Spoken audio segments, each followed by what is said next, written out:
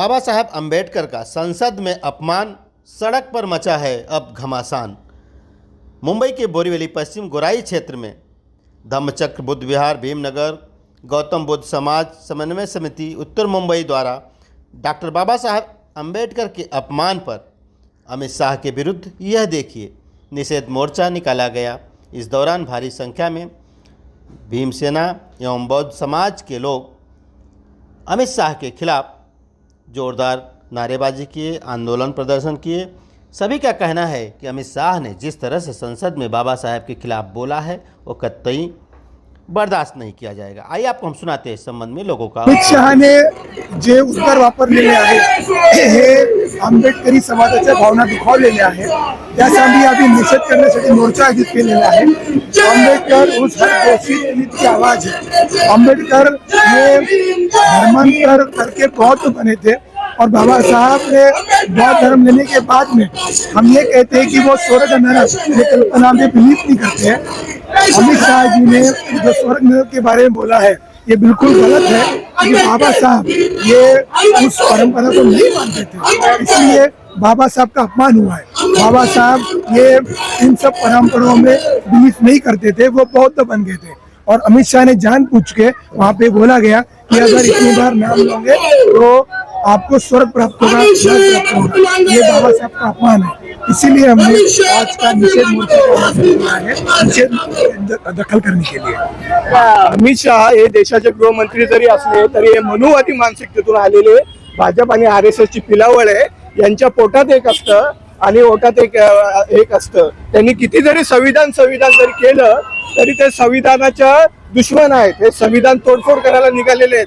शेवटी त्यांच्या तोंडातून ते निघालच। बाबासाहेबांनी स्वर्ग आणि नरक याच्या संकल्पनेच्या पलीकडे इकडचा जो वंचित समाज होता याला नेऊन ठेवलेलं होतं। त्यांनी असं म्हटलं की आंबेडकर आंबेडकर आंबेडकर आपके आंबेडकर, ये तो फैशन बन गई है। अगर इतना नाम लेते तो आप स्वर्ग मिल जाता था। यांनी 7 जन्म तक स्वर्ग मिळता था। बाबासाहेबांनी 7 जन्म सगळ्यांच्या पिढ्यांचा उद्धार केलेला आहे आणि या स्वर्ग नरकाच्या संकल्पनेतून बाहेर काढलेले आहे। त्यामुळे अमित शहाचा निषेध झालाच पाहिजे। त्याचबरोबर 2014 नंतर BJP RSS जे सरकार आलं त्याच्यामधून अनेक दलितांवर अत्याचार होतात। ते परभणीमध्ये सोमनाथ सूर्यवंशीचा जो पोलिसांकडून हत्या झाली त्याचा सुद्धा निषेध व्हायला पाहिजे।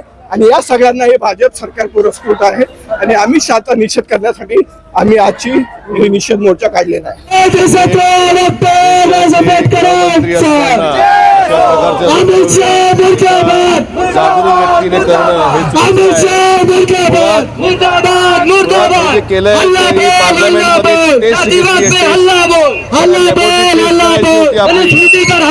समाज कसा आहे लक्षात घ्या। आम्हाला कुठल्याही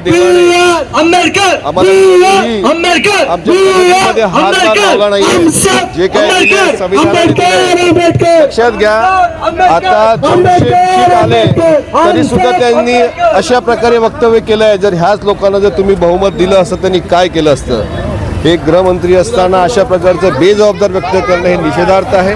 पण मला तरी कुठेतरी असं वाटतं की पार्लमेंटमध्ये आमची जी लोक आहेत संविधानातून ज्यांना फायदा झाला आहे असे 50% लोक तिथे पार्लमेंटमध्ये राज्यसभेमध्ये आणि लोकसभेमध्ये असताना हे काहीच करत नाहीये। तो गप्प करून बसलेला आहे। अमित शाह के बयान को आधा काट के दिखाने की जरूरत नहीं। अमित शाह का बयान पूरा अगर आप देखेंगे तो पूरे बयान में उसने एक ही चीज बोली है कि बाबा साहब के लिए हमने ये स्मारक बनाया वो स्मारक बनाया। यानी तुम दिखाना चाहते हो कि बाबा साहब तुम्हारे स्मारक के यहाँ पर लिमिटेड है। अरे तुम्हारी औकात नहीं बीजेपी की कि बाबा साहब का स्मारक में बाबा साहब को सीमित किया जाए। वो आसमान है, वो समुंदर है, वो बाबा साहब के सामने जब फेल है तो तुम्हारे यहाँ पे जो स्मारक और ये बता के जो गिनती दिखा रहे हो, आपने क्या उपकार किया क्या हमारे पे?